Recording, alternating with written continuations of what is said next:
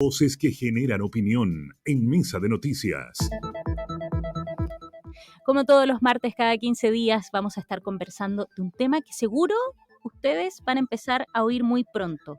¿Han escuchado del concepto ecofarmacovigilancia? Yo creo que no, pero ella, la más experta, nos viene a contar de qué se trata y por qué tenemos que estar atentos. Bienvenida, Jacqueline Sepúlveda, a nuestra Mesa de Noticias. Hola, Jacqueline. Buenos días, un gusto de verla, Leslie, Ángela. Sí, yo creo que tal como tú lo planteas, la primera parte, no la segunda, de que sí vamos a entrar el tema, quizás no la más experta, pero sí me interesa mucho y me gusta mucho compartir estas novedades con nuestros auditores. Es increíble lo rápido que pasa el tiempo. Hace 15 días estábamos conversando, pasó muy rápido. ¿Será que la Tierra gira cada vez más rápido también? Que tanta noticia que he querido buscar algo que me ha impactado y que en 15 días ha sido abrumador conocer todo lo vinculado con el tema farmacológico, ecofarmacovigilancia, que vamos a explicar un poquito en qué consiste. Tres noticias un poco para contextualizar, que yo creo que ustedes ya las han mencionado durante algunos días atrás. Primero, una noticia que alarmó especialmente a toda la comunidad de farmacólogos de Chile, que si ustedes recuerdan, Contraloría informó que se han perdido cerca de 3.800 millones de pesos en 3 años por medicamentos vencidos. ¿Se acuerdan de ese informe? Sí. 3.800 millones de pesos, o sea, la cantidad de medicamentos vencidos que están. La pregunta al tiro a quienes nos están escuchando y a ustedes. Si bien existen protocolos estrictos donde los establecimientos de salud pueden de alguna manera eliminar, pero ¿qué hace el común de los humanos, como cada uno de nosotros, cuando tiene un sinnúmero de medicamentos vencidos? ¿Qué hace? No me contesten. Cada uno empieza a reflexionar en su casa qué hace con esos jarabes para la tos que compró, con esa cantidad de antiinflamatorios que no se tomó, con esa cantidad de antibióticos que tampoco se tomó. Y que en algún minuto del mes, de la semana, del año, se les ocurre ordenar. Empecemos a reflexionar en torno a eso y vamos a ver por qué es tan relevante y por qué cada vez más los farmacólogos nos estamos empezando a preocupar de eso. La segunda noticia, también ustedes la anunciaron, que ya a fines de julio, ¿no es cierto?, se decretó que el brote de la enfermedad de la viruela del mono ya constituye una emergencia de salud pública a nivel internacional. Eso no fue una buena noticia, también fue preocupante. Y la primera semana de agosto, Leslie, Ángela, se encuentran los primeros casos positivos de difteria en Suiza. Yo vi esa noticia y dije, wow, y ya lo veníamos anunciando. Hoy en el Mercurio sale también en primera plana que más de la mitad de las enfermedades infecciosas se han agravado por el cambio climático. Ya esto es una realidad, esto ya llegó. Hay una cantidad de enfermedades emergentes o recientes, ¿no es cierto?, que están siendo parte de nuestro cotidiano y que efectivamente por mucho tiempo se había hablado de que existía una interacción muy importante entre la salud humana, entre la salud animal y los ecosistemas, pero fue el COVID-19 que finalmente instaló esa temática porque finalmente nos dimos cuenta que no podíamos tener el control de una patología tan compleja como ha sido la pandemia que estamos viviendo. Pero bien, ¿cómo esto se ha ido evolucionando? Porque también es parte de una política pública, ¿no es cierto? El G7 se reúne en el año 2021, estos poderosos países se reúnen en el año 2021 y deciden tomar acciones en torno a cómo van a abordar las próximas zoonosis o cómo van a abordar los problemas de las enfermedades emergentes. Y buscan estos 7 países, ¿no es cierto?, generar una alianza entre los 4 grandes vinculados al área de la salud para que finalmente en el año 2022 entreguen el primer informe y las acciones a seguir en torno a qué vamos a hacer para prevenir y no caer así en lo que ha pasado con la pandemia de COVID-19.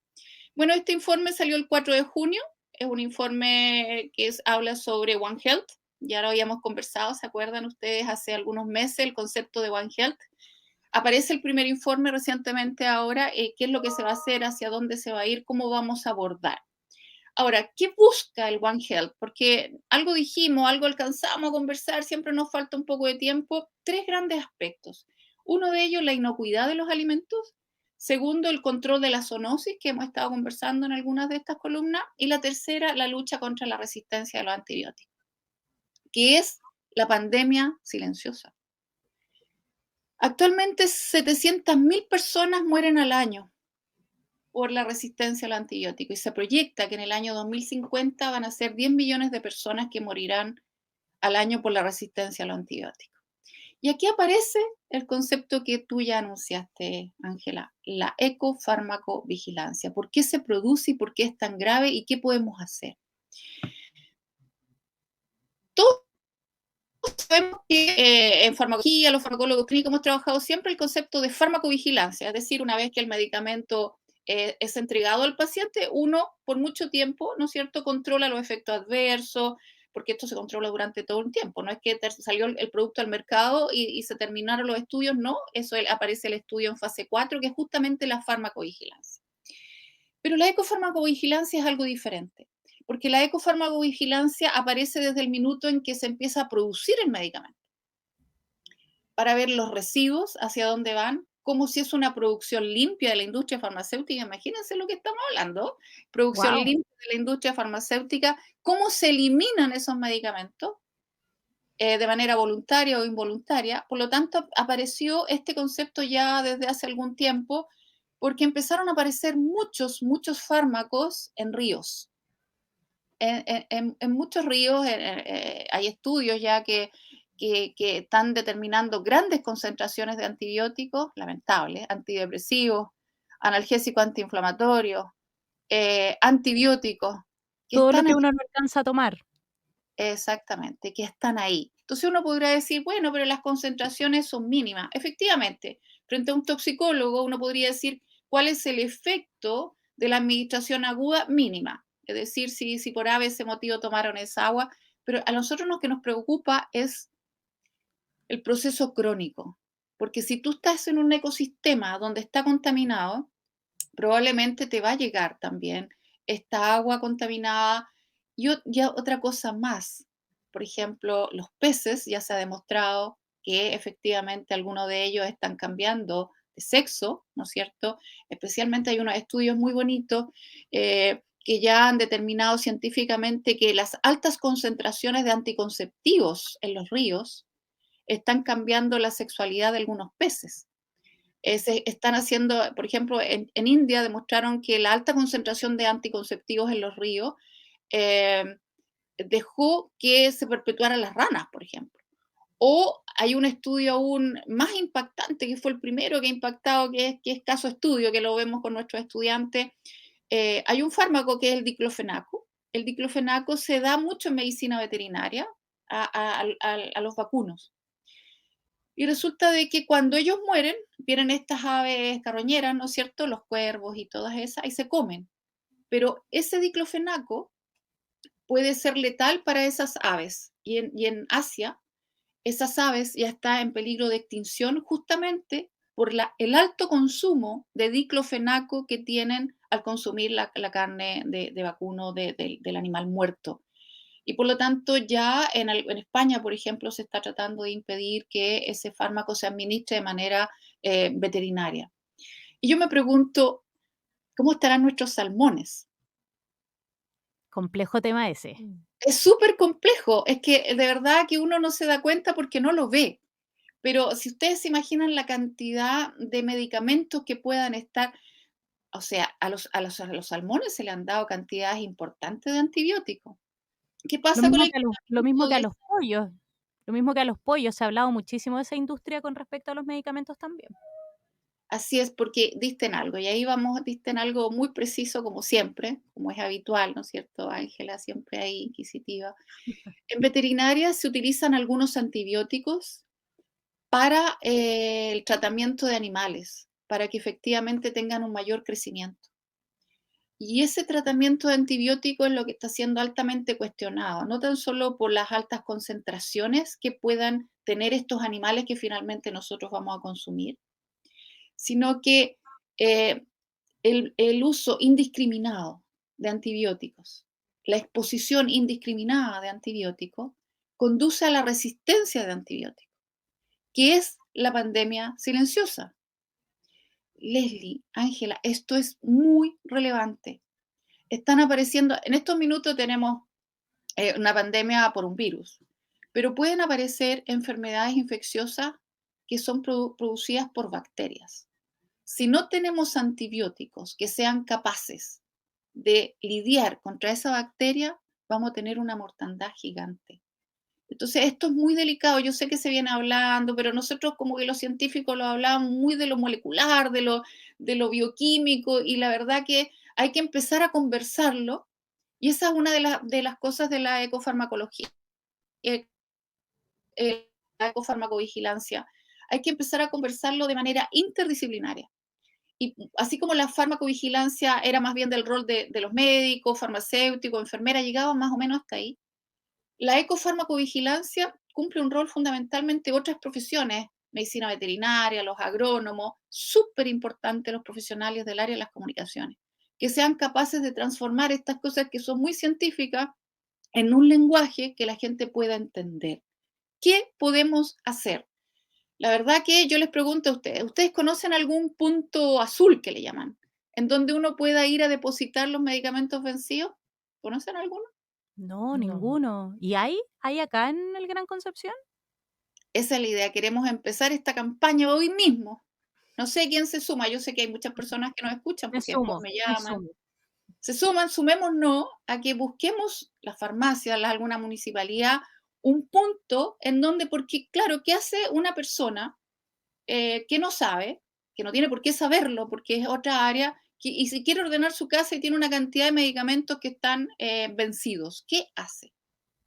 Tiene que ir a depositarlos a un punto, en España hay muchos, le llaman puntos azules, que están generalmente afuera de la farmacia, en las municipalidades, en las universidades, y se colocan ahí todos los medicamentos vencidos. Eso es lo primero que podemos hacer de manera básica. ¿Por qué es tan relevante eso?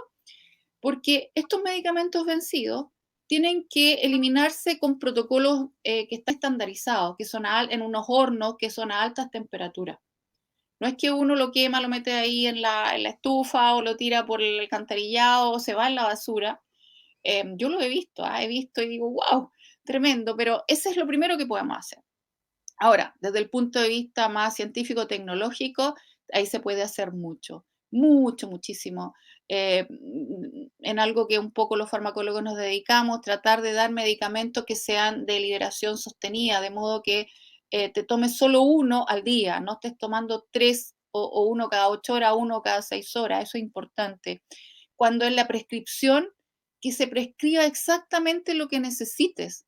Les ha pasado probablemente a muchos auditores y a ustedes quizás también, en que le prescriben un analgésico antiinflamatorio y le colocan uno en caso de necesidad, uno SOS. Y ustedes compran la caja que tiene como, no sé, La caja completa. la caja completa, ¿no es cierto? Se toman uno, se sintieron bien y ya no quieren porque es en caso de necesidad.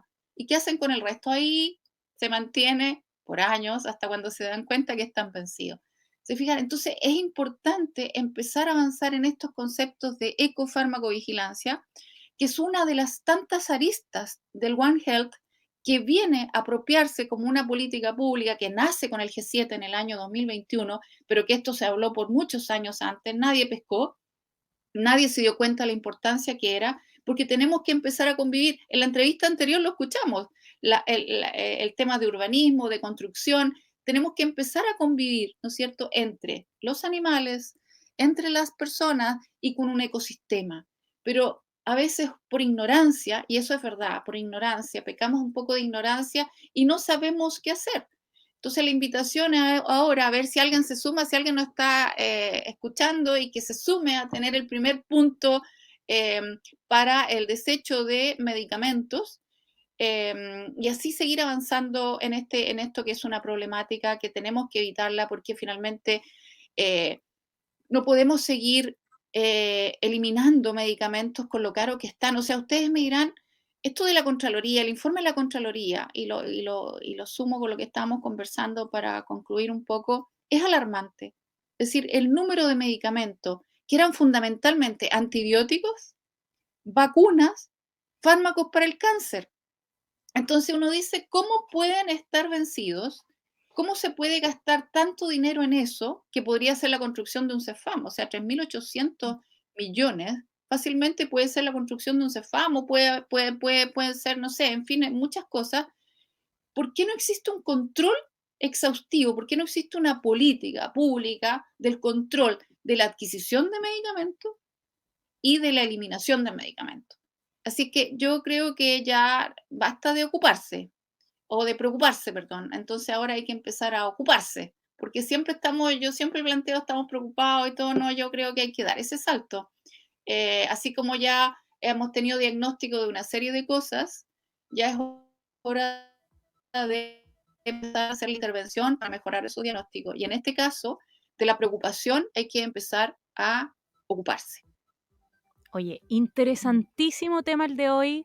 Nos sumamos al llamado de Jacqueline Sepúlveda a los municipios, a las mismas cadenas de farmacia que están desplegadas por toda nuestra ciudad. Oye, a que nos preocupemos y que nos ocupemos, como dice Sí. ella. Bueno, y también a las farmacéuticas que se Sí, pueda también adquirir el medicamento, la dosis que uno va a requerir. Los antibióticos ya tal vienen cual. ahora ya más controlados respecto por ejemplo, si son pastillas 7, por ejemplo, que es lo tradicional, pero hay otros en que, claro, uno queda con la mitad de la caja ahí Así una es. vez que termina el tratamiento. Entonces, Sí, también ajustar también. es una cadena completa, ¿ah? Desde que te prescriben ahí los medicamentos hasta uno que después tiene que hacer un uso eficiente y también un desprenderse de estos medicamentos de manera ahí sostenible. Jacqueline, gracias por traernos este interesante tema y dejarnos la inquietud abierta como lo haces siempre en tus Mm. columnas. No, muchas gracias a ustedes y a partir de hoy tenemos la campaña, o sea, vamos a ver Tenemos la campaña. quién asume el primer punto de recuperación de medicamentos vencidos. Así es que un abrazo gigante como siempre, un agrado estar con ustedes y un saludo afectuoso a todos nuestros auditores. Igual, que estés Gracias, muy Jacqueline. bien. Chao. Oye, importante tema, ¿ah? Ya que tenemos puntos para poder hacer reciclaje y se está haciendo, es verdad. Sí, ¿Quién además no ha que botado un jarabe al, sí, es que siempre a pasa, la- porque al- al además agua? que lo que mencionaba, uno compra cuando te requiere un medicamento y siempre es más de lo que vas a requerir de la dosis que te indicó el médico, ¿cierto? Y claro, no puedes comprar por menos tampoco, es la cantidad que Claro, viene en el envase. Entonces también a lo mejor desde las farmacéuticas debería haber la opción, por ejemplo, en caso de que fuera una sola a granel, como claro, a como a granel, o si va a granel. necesitar una específica, a lo mejor sobre todo aquellos que son para el dolor que siempre es mucho menos de la caja que viene. Al menos los antibióticos ya antes venían 14 y necesitabas la mitad Sí, y después esos medicamentos no los vas a ocupar no, quedan muchas en veces. caja, Sí. tal cual. O si no, después está la automedicación. Entonces, Sí, uno revisa la fecha. Oye, claro. interesantísimo tema. Sí, llegaron al medio de esta columna ya en unos minutos en www.elconquistadorconcepcion.cl.